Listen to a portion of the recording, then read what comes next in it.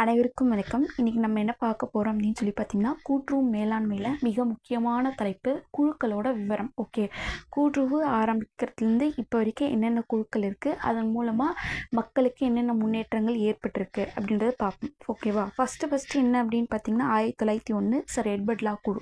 Sir Edward லா குழு வரத்துக்காக 2 குழு வேலை செஞ்சாங்க. அது என்ன குழுன்னு பார்ப்போம்.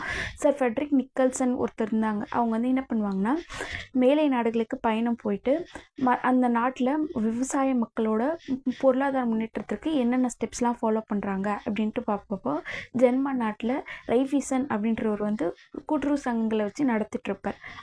அந்த பிரின்சிபல் எடுத்துகிட்டு வந்து அப்படியே வந்து இந்தியாவில் அப்ளை பண்ணலாம் அப்படின்னு சொல்லிட்டு, அப்போது வந்து இந்திய வைஸ்ராயாக இருந்தவர் யார் அப்படின்னு பார்த்தீங்கன்னா, லார்ட் கர்சன் பிரபு. லார்ட் கர்சன் பிரபு தான் சர் எட்வர்ட் லான்ட்டு ஒரு குழு இருக்கணும் அப்படின்னு சொல்லிட்டு நியமனம் பண்ணியிருப்பாங்க. அந்த எட்வர்ட் லா குழுவில் சர் ஃபெட்ரிக் நிக்கல்சன் இருப்பார், டூபர்னே இருப்பார், நிக்கோலஸ் இருப்பாங்க, இவங்கெல்லாம் இருப்பாங்க. இவங்கெல்லாம் என்ன பண்ணுவாங்க அப்படின்னு பார்த்திங்கன்னா, அந்த கூட்டுறவு சட்டம் இயற்றத்திற்கு ரொம்ப யூஸ்ஃபுல்லாக இருந்திருப்பாங்க. சர் ஃபெட்ரிக் நிக்கல்சனும் வந்து கூட்டுறவு சங்கம் அப்படின்றது ஒன்று வேணும், கூட்டுறவு சங்கத்துக்கு சட்டம்னு ஒன்று வேணும் அப்படின்றது வந்து ஸ்ட்ராங்காக பரிந்துரை பண்ணியிருப்பாங்க. அது மட்டும் இல்லாமல் பஞ்ச நிவாரண குழு அறிக்கை என்ன பண்ணியிருப்பாங்க அப்படின்றது வந்து, இந்த கூட்டுறவு சங்கம் இருந்தால் நம்மளோட பொருளாதார வயசில் சீக்கிரமாக முன்னேறலாம், நம்ம பஞ்சத்துலேருந்து வெளியில் வரலாம் அப்படின்றது வந்து அவங்களோட அறிக்கையாகவும் வந்திருக்கும். 1901 என்ன பண்ணியிருப்பார்னா, சர் எட்வர்ட் லான்றவர் வந்து என்ன அறிக்கை தாக்கல் செஞ்சிருப்பார்னா, இந்தியாவில் வந்து கூட்டுறவுன்ற ஒரு இயக்கம் வேணும், அதுக்கு தனியாக ஒரு சட்டம் வேணும் அப்படின்னு சொல்லியிருப்பாங்க. அதனைத் தொடர்ந்து 1904 கூட்டுறவு சட்டம், முதல் கூட்டுறவு சட்டம் 29 சரத்துக்களோட நமக்கு வந்து இயற்றப்பட்டிருக்கும். இதுதான் ஃபஸ்ட்டு. சர் எட்வர்ட் லா குழு 1901. பஞ்ச நிவாரண அறிக்கை வந்து 1901. சரி, பஞ்ச குழு எப்போ ஆரம்பிக்கப்பட்டிருக்கும் அப்படின்னு சொல்லி பார்த்தீங்கன்னா, 1880 ஆரம்பிக்கப்பட்டிருப்பாங்க. அதோட அறிக்கை வந்து 1901 வந்திருக்கும். ஓகே, நெக்ஸ்ட் வந்து மெக்லகன் குழு அறிக்கை. மெக்லகன் குழு அப்படின்றது வந்து பார்த்திங்கன்னா 1915. மெக்லகன் என்ன சொல்லியிருப்பாரு அப்படின்னு சொல்லி பார்த்திங்கன்னா, கூட்டுறவு வந்து நம்ம நாட்டில் எப்படி நடந்துட்டுருக்கு அப்படின்றது, அந்த இயக்கங்கள் நிறுவனங்கள்லாம் எப்படி செயல்பட்டுருக்கு அப்படின்னு செக் பண்ணுறதுக்காக இந்திய அரசால் அப்போ வந்து இன்ஸ்பெக்ட் பண்ண ஒரு குழு ஆரம்பித்தாங்கன்னா 10 வருஷத்துக்குள்ளே அதை வந்து செக் பண்ணுவாங்க, அது வந்து சக்ஸஸாக இல்லை ஃபெயிலியரா எல்லாம் அப்படின்ட்டு. இந்த ரிப்போர்ட் வந்து என்ன சொல்லியிருக்கோம், மெக்லகன் குழுவோட ரிப்போர்ட் என்ன சொல்லியிருக்கோம் அப்படின்னு சொல்லி பார்த்தீங்கன்னா, கூட்டுறவு வந்து இந்தியாவுக்கு வந்து ஒரு அருமருந்து அப்படின்ட்டு ஒரு ஸ்டேட்மெண்ட் கொடுத்துருப்பாங்க. அதுவும் இல்லாமல் இவங்களோட ஒரு பயங்கரமான கான்செப்ட் என்னென்னா, நீ எத்தனை ஷேர்னா வாங்கிக்கோ, ஆனால் உனக்கு ஒரு நபர்னா ஒரு வாக்கு, இதுதான் ஜனநாயக முறையில் கூட்டுறவு அப்படின்றத வந்து கொண்டு வந்திருப்பாங்க மெக்லகன் குழு. நெக்ஸ்ட்டு வந்து பார்த்திங்கன்னா, டவுன்ஷிப் குழு வந்து எப்போ ஆரம்பிக்கப்பட்டிருக்கு அப்படின்னு சொல்லி பார்த்திங்கன்னா, 1927. இந்த குழு வந்ததுனால நமக்கு என்ன மாற்றம் நடந்திருக்கும் அப்படின்னு சொல்லி பார்த்திங்கன்னா, அதாவது வந்து கூட்டுறவு வந்து மாகாணங்களுக்கு கீழே நடைபெற்றிருக்கணும் அப்படின்றது சொல்லியிருப்பாங்க. இந்த கூட்டுறவுங்களுக்கு அது வந்து சென்னை மாநிலத்துக்கு ஒரு தனி சட்டம் கொண்டு வந்திருப்பாங்க. ஓகேங்களா? இது வந்து 1932 கொண்டு வரப்பட்டிருக்கும். அதுக்கப்புறம் வந்து பார்த்திங்கன்னா, மத்திய வங்கியல் விசாரணை குழு அப்படின்ட்டு ஒரு குழு ஆரம்பிச்சிருப்பாங்க.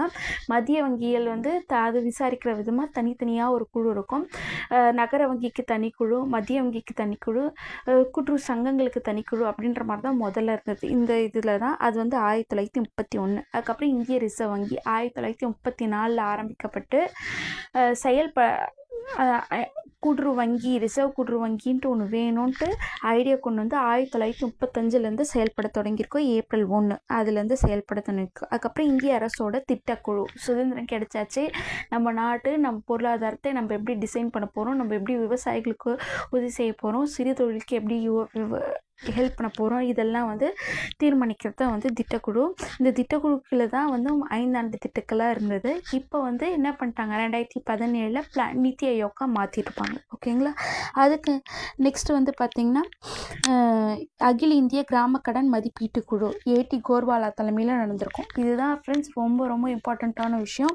இவங்க வந்து என்ன பண்ணியிருப்பாங்க அப்படின்னு சொல்லியிருப்பாங்க, க்ளீனாக ஒரு ஸ்டேட்மெண்ட் கொடுத்துருப்பாங்க. இந்தியாவில் வந்து கூட்டுறவு தோற்று விட்டது அப்படின்றது தெளிவாக சொல்லியிருப்பாங்க. வெறும் 3.1% மட்டும்தான் விவசாய கடன்கள் கொடுத்துருக்கோம், இது வந்து பத்தாது, நம்ம நாடு முன்னேறணும், இன்னும் நிறைய விவசாய கடன்களை கொடுக்கணும் அப்படின்னு சொல்லியிருப்பாங்க. இதில் யாரெல்லாம் மெம்பர்ஸாக இருந்திருப்பாங்கன்னு பார்த்தீங்கன்னா, காட்கில் இருந்திருப்பார், வெங்கடப்பையா இருந்திருப்பார். ஏன்னா இவங்க 2 பேரும் ஞாபகம் வச்சுக்கணும். ஏன்னா இவங்க தலைமையில் தனித்தனியாக குழுக்கள் வந்திருக்கும். இது வந்து மத்திய அரசால் அமைக்கப்பட்ட குழு. ஓகேவா? அதுக்கு நெக்ஸ்ட்டு வந்து பார்த்திங்கன்னா, விஎல் மேத்தா குழு. விஎல் மேத்தா குழு வந்து பார்த்திங்கன்னா 1960 கடனை வந்து எப்படியெல்லாம் இன்னும் வந்து சிறப்பான முறையில் மக்களை சென்றடைகிறதுக்கு கொடுக்கலாம் அப்படின்னு சொல்லியிருப்பாங்க. இவங்க வந்து என்ன பண்ணுவாங்கன்னா கடனை வந்து டிஃப்ரெண்ட்டாக பிரிஞ்சுப்பாங்க. ஃபுல்லாக வந்து ரொக்கமாகவே கொடுக்கக்கூடாது, பொருளாகவும் கொடுக்கலாம், இடுபொருளாகவும் கொடுக்கலாம் அப்படின்றதுலாம் வந்து யார் சிபாரிசு பண்ணியிருப்பாங்க அப்படின்னு சொல்லி பார்த்திங்கன்னா விஎல் மேத்தா குழு கொடுத்துருக்கோம். அதுக்கப்புறம் தக்காவி கடன் குழு அப்படின்றது வந்து பார்த்திங்கன்னா 1961, அதாவது வந்து அதிக கந்து வட்டிக்காரர்களிடம் கடன் வாங்கி ரொம்ப மக்கள் கஷ்டப்பட்டுருப்பாங்க. அதனை தவிர்க்கணும் அப்படின்றதுக்காக தான் தக்காவி கடன் குழு அப்படின்னு சொல்லியிருப்பாங்க. அதுக்கப்புறம் வந்து கூட்டுறவில் இருக்கிற நிர்வாக அமைப்பு இதெல்லாம் வந்து சரியாக இருக்கா அப்படின்னு செக் பண்ணுறதுக்காக ஒரு குழு நியமனம் பண்ணியிருப்பாங்க. அதுவும் விஎல் மேத்தா தலைமையில் தான் கொடுத்துருப்பாங்க. விஎல் மேத்தா தலைமையில் 2 குழு இருக்கும். ஒன்று வந்து கூட்டுறவு கடன் குழு, இன்னொன்று வந்து கூட்டுறவு நிர்வாக அமைப்பு குழு. இந்த அமைப்பு வந்து எப்படி இருக்குது, இந்த அமைப்பில் வந்து இந்த 5 இயர் பிளான்ஸ் தான், ஐ மீன் ஒரு ஆட்சி காலம்ன்றது வந்து 5 வருஷத்துக்கு ஒரு டைமு, அதுக்கப்புறம் வந்து பார்த்திங்கன்னா எலெக்ஷன் வைக்கணும், இதெல்லாம் வந்து ரொம்ப ரெகுலரேட் பண்ணிடு யார் அப்படின்னு பார்த்திங்கன்னா விஎல் மேத்தா. அப்புறம் கூட்டுறவு விற்பனை குழு, டான்வாலா குழு அப்படின்றது என்னென்னா நிறைய இந்த விற்பனை நிலையம், பண்டக சாலை அதெல்லாம் யாரோட குழுவோட அறிக்கையில் வந்தது அப்படின்னு சொல்லி பார்த்திங்கன்னா டான்வாலா குழு அறிக்கையில் வந்திருக்கும். அது வந்து வருஷம் வந்து பார்த்திங்கன்னா 1964. அதுக்கப்புறம் ராம் நிவாஸ் மிர்தா குழு அப்படின்னு சொல்லி வந்து பார்த்திங்கன்னா 1965 வந்து ஸ்டார்ட் பண்ணியிருப்பாங்க. இந்த குழு என்ன சஜஸ்ட் பண்ணியிருக்கோம் அப்படின்னு சொல்லி பார்த்திங்கன்னா கூட்டுறவு விவசாயிகளுக்கு வந்து ஒரு நிமிஷம், ஓகே, 1965 வந்திருக்கும். இது வந்து என்ன எதுக்கு அப்படின்னு சொல்லி பார்த்திங்கன்னா கூட்டுறவு மற்றும் அது தொடர்புடைய சட்டங்களில் ஏதாவது நடைமுறைக்கு ஏற்ற மாதிரி மாற்றம் செய்யணுமா, ஏதாவது தேவை இருக்கா அப்படின்றத ஆய்வு செய்து தான் வந்து இந்த கூட்டுறவு குழு 1965. அதுக்கப்புறம் வந்து பார்த்திங்கன்னா அகில இந்திய கிராம கடன் மறு ஆய்வு குழு அப்படின்றது வந்து யாருன்னா மதிப்பீட்டு குழு வந்து யார் தலைமை இருக்கும் அப்படின்னு பார்த்திங்கன்னா ஏடி கோர்வாலா. இதில் வந்து அதில் மெம்பராக இருந்த வெங்கடப்பையா தான் இதுக்கு தலைவராக இருப்பார். இவங்க வந்து என்ன சொல்லியிருப்பாங்க அப்படின்னு சொல்லி பார்த்திங்கன்னா நிறைய வந்து அமைப்பு சாரா கடன்களாகவே கொடுத்துட்ருக்கோம், இனிமேலுக்கு நம்ம வந்து முழுக்க வேளாண் சார்ந்த கடன்களை கொடுக்கணும் அப்படின்றது வந்து ரொம்ப ஸ்ட்ராங்காக சஜஸ்ட் பண்ணது யார் அப்படின்னு சொல்லி பார்த்திங்கன்னா இவங்க தான். அதுக்கப்புறம் இவங்க வந்து என்ன பண்ணியிருப்பாங்கன்னா ஸ்மால் ஃபார்மர்ஸ் டெவலப்மெண்ட் ஏஜென்சி அப்படின்றத வந்து ஒன்று டெவலப்மெண்ட் கொடுத்துருப்பாங்க. அதுலேருந்து எஃப்எஸ்சிஎஸ் அந்த மாதிரிலாம் ஆக்டெல்லாம் கொண்டு வந்திருக்கும்.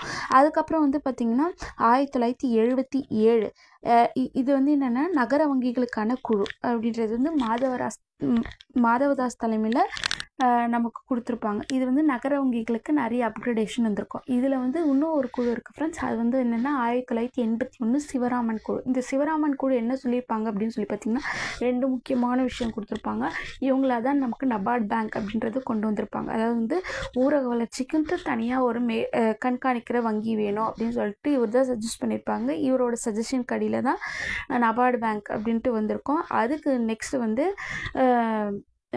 ஆதிவாசி மக்கள்லாம் இருக்காங்க இல்லையா, அவங்களுக்காக லேம்ப் சொசைட்டி அப்படின்றது வந்து கொண்டு வரணும் அப்படின்னு சொல்லிட்டு இவர் தான் சஜஸ்ட் பண்ணியிருப்பார். லார்ஜ் சைஸ் ஆதிவாசி மல்டிபர்பஸ் கோஆபரேட்டிவ் சொசைட்டி அப்படின்னு சொல்லுவாங்க. அதாவது மலைகளை விளையிற இந்த தேன், திணை, கம்பு, சோளம் இதெல்லாம் வந்து அங்கேயே கொள்முதல் பண்ணி அப்படியே பேக் பண்ணி சேல் பண்ணுறதுக்கான ஐடியா தான் இந்த லேம்ப் சொசைட்டி.